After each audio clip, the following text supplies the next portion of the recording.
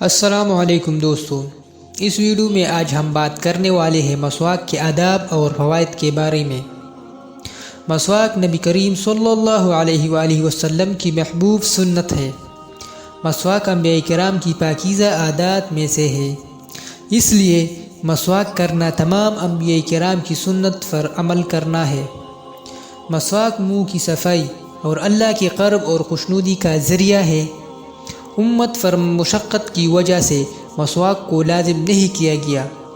حضرت جبرائیل علیہ السلام آپ صلی اللہ علیہ وآلہ وسلم کو ہمیشہ مسواک کی تاکید کرتے رہے۔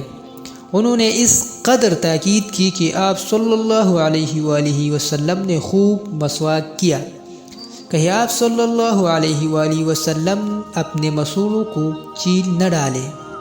آپ صلی اللہ علیہ وآلہ وسلم نے اپنی امت کو کثرت سے مسواک کرنے کا حکم فرمایا ہے۔ 10 باتیں فطرت میں سے ہے، ان میں سے ایک مسواک کرنا بھی ہے۔ مسواک آدھا وضو ہے۔ مسواک نصف ایمان ہے۔ مسواک ہر بیماری کی دوا ہے سوائے موت کے۔ مسواک کی وجہ سے نماز کا ثواب 70 گنا بڑھ جاتا ہے۔ مسواک پر 2 رکعت نماز بغیر مسواک کے 70 رکعت سے بہتر ہے۔ تو دوستو، یہ تھی چند اہم باتیں مسواک کے فوائد اور مسواک کے آداب کے بارے میں۔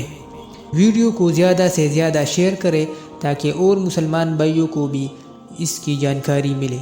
شکریہ۔